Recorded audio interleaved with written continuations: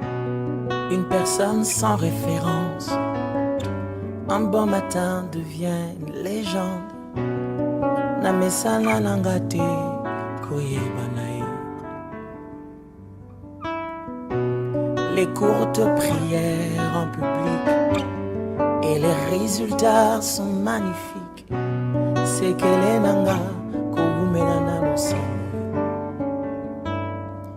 Il m'appelait, je le sais, Likabwezo pela katinanga. Namituni pona nini ezo umela. Je vous salue dans le nom précieux de notre Seigneur Jésus-Christ. Nous sommes encore heureux, nous sommes dans la joie de vous retrouver encore dans cette tranche d'édification, temps d'édification, avec votre structure ATK Édification et votre serviteur Aris Tony Katumbayi que nous sommes. Que Dieu soit béni pour l'opportunité qu'il nous accorde et merci également pour l'attention que vous avez toujours prêtée à ce que nous sommes en train de faire pour la gloire de Dieu. Alors, nous allons nous entretenir avec vous tout au long de cette vidéo, de cette émission sur un petit sujet que nous avons intitulé « Le chrétien face au jet d'hasard et d'argent ». Le chrétien face au jet d'hasard et d'argent. Voilà le sujet que nous allons aborder tout au long de cette vidéo. Nous allons faire, c'est une série qui prendra pratiquement deux vidéos. Donc, nous allons faire la première partie et la semaine qui va suivre, par la grâce de Dieu, nous aurons la deuxième partie sur ces messages intitulés « Les chrétiens face au jet d'hasard et d'argent ». Avant d'aborder ces messages, nous sommes partis de quelques constats que nous avons faits. En regardant notre société, nous avons constaté qu'il y a de plus en plus émergence de jets d'hasard et d'argent. Ça ne fait que monter de plus en plus. Mais nous avons également constaté que dans cette émergence, même les chrétiens sont emportés. Nous voyons plusieurs chrétiens également se donner à tout ce qui est lié à ces jeux d'hasard et d'argent. En fait, ayant fait ce constat, nous nous sommes dit il serait également pertinent de pouvoir se pencher par rapport aux Saintes Écritures pour voir la position peut-être de la Bible quant à ces phénomènes, quant à ce que nous sommes en train de voir dans la société par rapport à cette pratique. C'est comme ça que tout au long de ces messages, nous allons poursuivre particulièrement des objectifs. Ces objectifs seront tout simplement liés au fait de répondre à un certain nombre de questions. Il y a des questions auxquelles nous allons répondre tout au long de ces messages. La première question est celle de savoir si, en réalité, ou si, selon la parole de Dieu, un chrétien peut-il jouer également au jet d'hasard et d'argent? Ça, c'est la première question. Et la deuxième question, nous aimerons tout simplement répondre à cette question de savoir si un chrétien, un enfant de Dieu, peut-il travailler dans une telle entreprise, c'est-à-dire une entreprise qui a pour activité l'organisation de jeux d'hasard et d'argent. Premièrement, est-ce qu'un chrétien peut-il jouer? Et deuxièmement, est-ce qu'un chrétien peut-il travailler dans une telle entité, dans une telle entreprise? Voilà le but que nous allons poursuivre tout au long de cette série d'enseignements sur le chrétien face au jet d'hasard. Parce que, revenant sur le constat que je viens d'évoquer tout à l'heure en disant que nous constatons de plus en plus une émergence de ces jeux d'hasard et d'argent dans notre société. J'étais, il y a quelques mois passant par certains villages de la RDC, je pouvais voir comment est-ce que cette influence, cet impact touche même le villageois, c'est-à-dire vous allez au village, vous trouverez également que les gens se donnent de plus en plus au jet d'hasard, que ce soit même les femmes. Vous allez voir vraiment, il n'y a pas de distinction au fait de personnes. Les personnes de plusieurs catégories sont en train de jouer. Et une fois, j'étais scandalisé en regardant sur les réseaux sociaux. J'ai vu la vidéo d'un homme qui est en train de tabasser sa femme, tout simplement parce qu'il avait laissé l'argent à la femme pour le repas de la journée. Mais il s'est fait que la femme a pris cet argent et l'a d'abord joué au jeu d'hasard, pensant qu'elle pouvait gagner, avoir plus, et ensuite retirer la quantité qui lui avait été donnée pour les repas de la journée. Mais malheureusement, la femme en jouant, elle avait perdu et l'homme en revenant, il n'a pas trouvé à manger à la maison. Et lorsque la femme dit qu'elle avait joué au jeu d'hasard et c'est comme ça que l'argent était parti, et C'était un scandale parce que l'homme a commencé à tabasser la femme à telle enseigne que c'était même sur une avenue et les gens étaient là. L'homme était prêt même à déshabiller sa femme. Donc, j'étais beaucoup scandalisé par cette vidéo. Mais je crois que il est quand même important que nous puissions en parler et aussi mettre toutes ces pratiques en parallèle avec la parole de Dieu pour avoir au moins une orientation ou savoir comment nous chrétiens nous pouvons nous comporter face à toutes ces choses. Mais avant d'aller plus loin, j'aimerais rester un peu sur la définition de jet d'hasard parce que lorsque nous parlons de jet d'hasard et d'argent, nous devons d'abord nous mettre d'accord sur ce que nous sommes en train de dire effectivement. Lorsque nous parlons de jets d'hasard et d'argent ici, nous parlons principalement de jeux, ce sont des jeux bien sûr, mais des jeux pour lesquels les résultats dépendent principalement de la chance. C'est-à-dire vous jouez à un jeu, mais le résultat lié à ces jeux-là dépend principalement de la chance.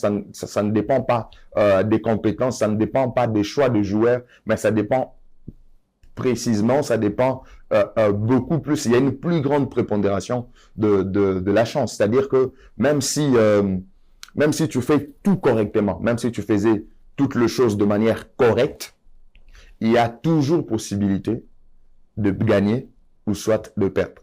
Même si tu mettais en place toutes les stratégies possibles, il y a toujours possibilité soit de gagner, soit de perdre. C'est ce que nous sommes en train d'appeler jet d'hasard. Et pour rendre ça beaucoup plus simplifié, lorsqu'on parle de jet d'hasard, ici, le jet d'hasard et d'argent que nous sommes en train d'évoquer, vous allez retrouver là-dedans trois caractéristiques principales. Premièrement, il y a le caractère aléatoire qui entre en jeu.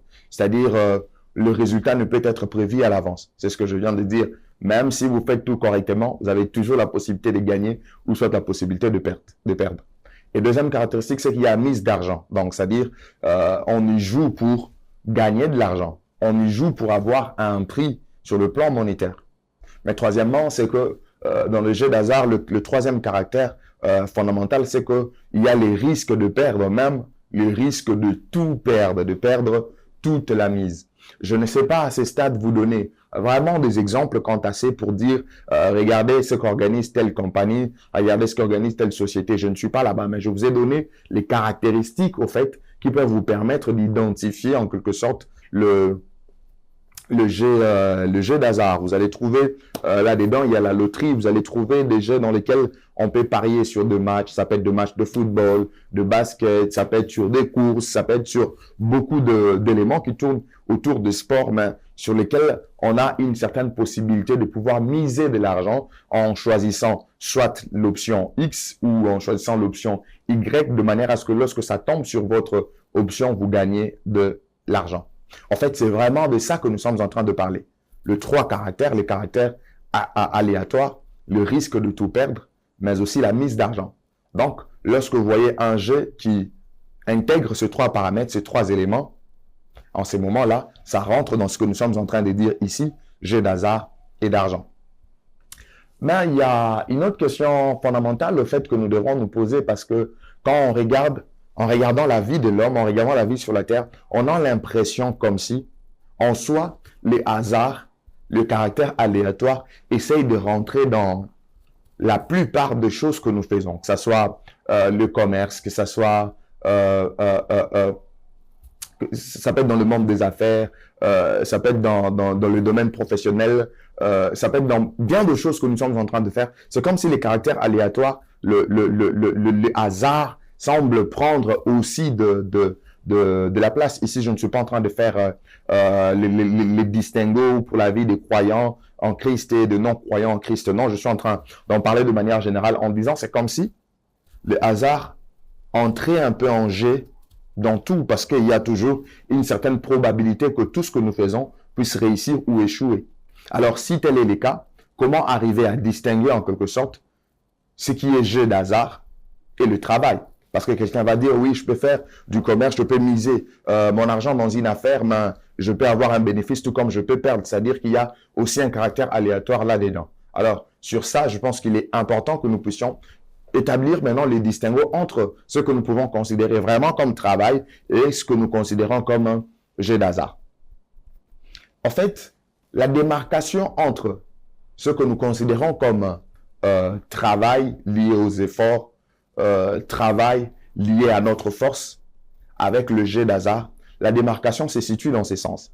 Lorsque c'est vraiment un travail, vous êtes dans un contexte où l'effort est la base et les hasards est secondaire. C'est-à-dire que le caractère aléatoire n'a pas une plus grande prépondérance. C'est-à-dire les hasards a une petite portion.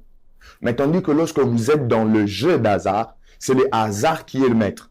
C'est-à-dire, vous pouvez tout faire, vous pouvez fournir des efforts, mais l'effort peut être inutile, l'effort peut être marginal. Parce que en ayant fait tout de manière correcte, vous pouvez toujours perdre. Or, si vous êtes dans un domaine d'affaires, avant de se lancer, il y a possibilité que vous puissiez étudier tout le paramètre et vous avez beaucoup de possibilités si vous faites les choses correctement, si vous fournissez plus des efforts, si vous suivez les éléments à la loupe, si vous suivez votre activité comme il se doit, vous allez voir que, en quelque sorte, pour pouvoir gagner, il n'y aura pas de problème, vous allez gagner. Mais en ce qui concerne les hasards, c'est les hasards qui est maître. Vous pouvez réunir tous les éléments, mais ça peut toujours paraître vain. C'est la nuance que nous faisons entre ce que nous qualifions de travail demandant d'effort et le jet d'hasard. Mais toujours étant en train de parler de jet d'hasard, je pense qu'il est également important que nous puissions rentrer un peu dans la genèse de cette pratique. C'est juste pour nous dire que, en quelque sorte, le jeu d'hasard, le jeu d'hasard ne constitue pas une nouvelle pratique ici dans le monde. C'est une pratique qui date depuis la nuit des temps. Ça a existé depuis. Et j'aime la parole de Dieu lorsque je regarde le livre de Ecclésiaste chapitre 1. Quand vous prenez à partir du verset 8 jusqu'au verset 11, la Bible dit « Toutes choses sont en travail au-delà de ce qu'on peut dire. L'œil ne sera rassasié pas de voir et l'oreille ne se lasse pas d'entendre. Ce qui a été, c'est ce qui sera. Ce qui s'est fait, c'est ce qui se fera. Il n'y a rien de nouveau sous le soleil. S'il est une chose dont on dise, voici ceci, c'est nouveau, cette chose existait déjà dans le siècle qui nous ont précédés. On ne s'en souvient plus de ce qui est ancien. Et ce qui arrivera dans la suite ne laissera pas de souvenirs chez ceux qui vivront plus tard. Donc, il y a un principe, il y a un élément fondamental que la Bible, dans les livres d'Ecclésiaste, est en train de nous montrer ici, c'est qu'il n'y a rien de nouveau sous le soleil.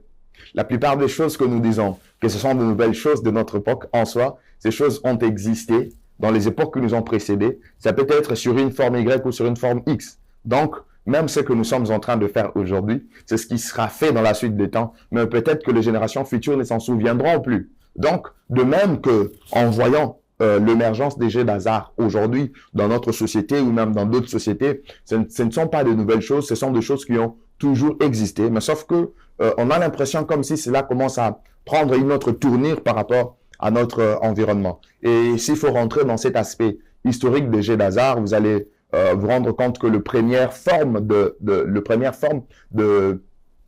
jeux d'hasard ont été retrouvés déjà dans la préhistoire ou dans l'Antiquité. Plus de 5000 ans avant la Mésopotamie, il y avait déjà le jeu d'hasard. Et les historiens disent que parfois, les hommes se servaient des objets comme des os des animaux. Parfois, ils se servaient souvent des chevilles d'animaux. On utilisait cela comme étant des dés rudimentaires pour pouvoir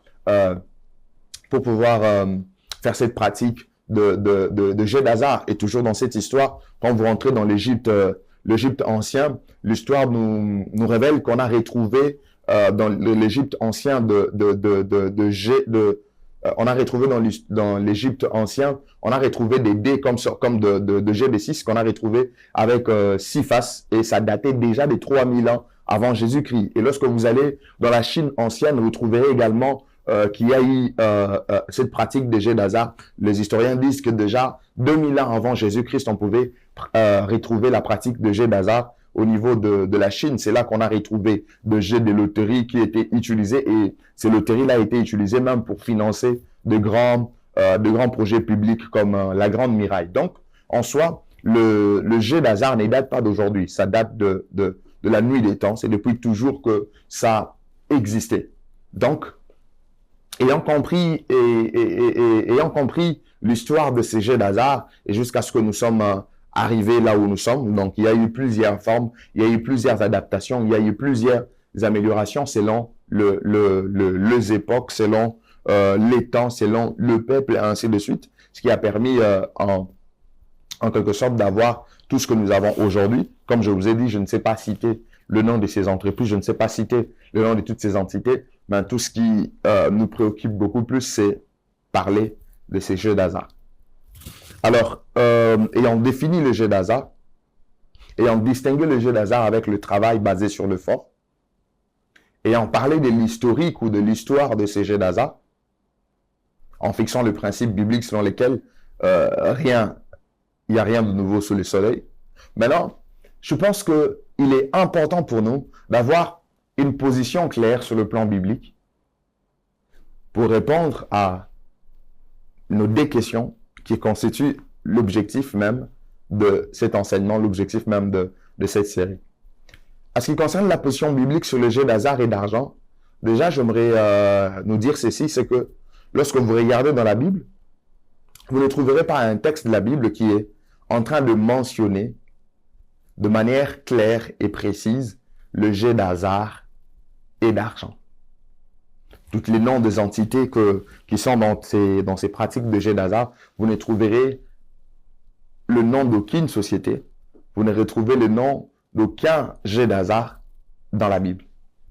Mais s'il n'y a pas mention claire des jeux d'hasard dans la Bible, alors comment pourrions-nous connaître ce que la Bible pense des jeux d'hasard ou comment pourrions-nous connaître la position biblique de ces jeux d'hasard de manière à ce que le chrétien ait une position focalisée, fondée sur la Bible et d'être en conformité avec la parole de Dieu.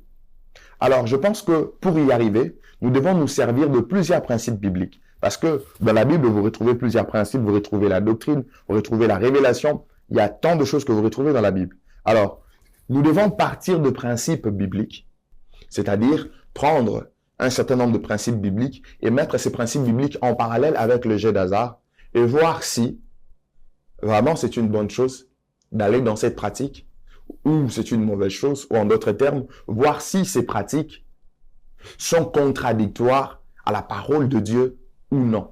C'est effectivement ce que nous allons faire, c'est-à-dire nous prendrons quelques principes bibliques et nous le mettrons en parallèle avec le jeu d'hasard. Alors, pour aujourd'hui, je vais vous proposer un seul principe et lorsque Dieu va nous donner l'opportunité à la prochaine, nous allons aborder plusieurs autres principes avant de pouvoir clôturer cette série d'enseignements. Alors, quels sont ces principes que je prévis pour vous aujourd'hui?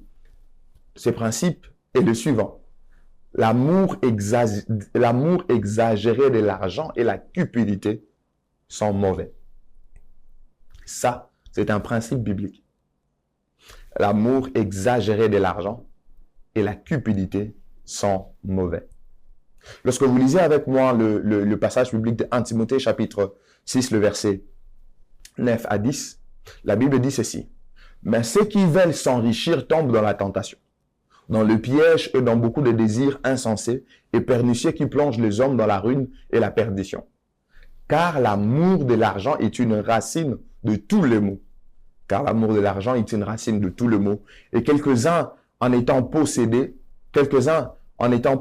se sont égarés de la foi et se sont jetés eux-mêmes dans bien des tourments. Alors, ici, il y a un élément qui me retient, ou un élément qui retient davantage mon attention sur ces passages que nous venons de lire, c'est que la Bible est en train d'insister sur le fait que l'amour de l'argent est une racine de tout le maux. J'aimerais que nous puissions nous faire comprendre là-dessus. La Bible ne vous demande pas d'haïr l'argent. La Bible ne vous demande pas de ne pas chercher de l'argent. La Bible ne vous déconseille pas de la richesse. Mais la Bible est tout simplement en train de nous faire voir que lorsqu'on a un amour exagéré de l'argent, la Bible nous montre c'est que là où cela peut nous amener. Lorsque vous lisez le contexte de ces passages, vous allez comprendre clairement que l'apôtre n'est pas en train de dire que vous ne devez pas avoir l'argent, que vous ne devez pas aimer l'argent, mais c'est plutôt un amour exagéré. C'est plutôt un mauvais amour qu'on peut avoir sur l'argent. On veut à tout prix avoir l'argent et cela peut nous pousser cela peut nous pousser dans bien de choses qui déshonorent la parole de Dieu. C'est comme ça qu'il dit, certains en ayant possédé, certains en ayant eu assez d'argent, aimant l'argent à un certain niveau, se sont jetés et même dans bien du tourment, dans beaucoup de choses. Donc, nous comprenons que la Bible nous exhorte à ne pas aimer l'argent de manière exagérée. La Bible nous incite à ne pas avoir de l'amour exagéré de l'argent. La Bible ne nous encourage pas à aller dans cette optique. Et lorsque vous regardez encore la parole de Dieu dans le livre de Colossiens chapitre 3, verset 5, la Bible déclare « Faites donc mourir les membres qui sont sur la terre, l'impudicité, l'impureté, les passions, le mauvais désir et la cupidité, qui est une idolâtrie. » Parmi les choses que l'apôtre est en train de demander aux croyants de faire mourir, en leur parlant de membres qui sont sur la terre, c'est-à-dire des éléments qui touchent des éléments qui sont charnels, des éléments qui ne leur feront pas avancer dans leur spiritualité, dans leur chrétienté. Il dit il faut bannir l'impudicité, il dit il faut bannir l'impureté, il faut bannir les passions, les mauvais désirs. Mais il arrive à un endroit avant de parler avant d'achever, il dit et la cupidité, c'est-à-dire que les enfants de Dieu, les chrétiens, doivent mettre de côté tout ce qui est lié à la cupidité, parce qu'il dit que la cupidité est une idolâtrie. Un autre texte abonde dans le même sens pour parler de la cupidité. Lorsque vous regardez Éphésiens chapitre 5, le verset 3, la Bible déclare que l'impudicité, qu'aucune espèce d'impureté et que la cupidité ne soit pas même nommé parmi vous ainsi qu'il convient à des saints. L'apôtre dit que la cupidité ne soit même pas nommée parmi vous. Donc, dans le passage que je viens de vous donner, nous retrouvons ce principe biblique selon lequel la cupidité est une mauvaise chose et l'amour exagéré de l'argent également est une mauvaise chose. Donc, ces deux choses sont mauvaises. Ça, c'est ce que la Bible est en train de nous faire voir. Alors, si nous prenons l'amour de l'argent, si nous prenons la cupidité, l'amour exagéré de l'argent, et si nous prenons la cupidité, le mettant en parallèle avec le jeu d'hasard, nous allons trouver quelle conclusion. Mais déjà, j'aimerais nous dire que la motivation cachée derrière le jeu d'hasard et d'argent, c'est les gains faciles. Or, si la motivation cachée derrière le jeu d'hasard et les gains faciles, cela peut facilement conduire à la cupidité. Cela conduit de manière aisée à la cupidité. Donc, s'il faut se baser sur ces principes selon lesquels nous ne devons pas avoir un amour exagéré de l'argent, nous ne devons pas avoir de l'idolâtrie, cela va dans un sens contradictoire avec le jeu d'hasard. Parce que là-bas, quelqu'un veut de manière simplifiée devenir riche. Quelqu'un veut de manière simplifiée avoir et avoir. C'est ce qui fait même que ces gens, les gens développent une certaine attitude face au risque. Ils ont cette facilité-là de pouvoir accepter tout risque jusqu'à un certain niveau parce que ils voient qu'ils vont atteindre un niveau élevé tout d'un coup. Le jeu d'hasard sont assis sur les gains faciles. Or, les gains faciles conduisent aisément à la cupidité.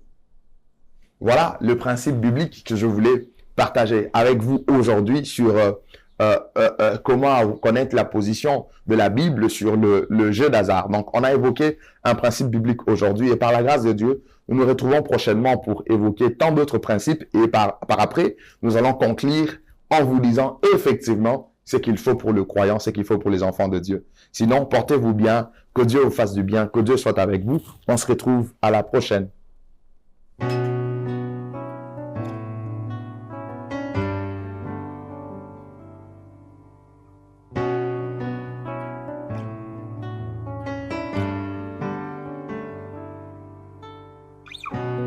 Une personne sans référence, un bon matin devient une légende.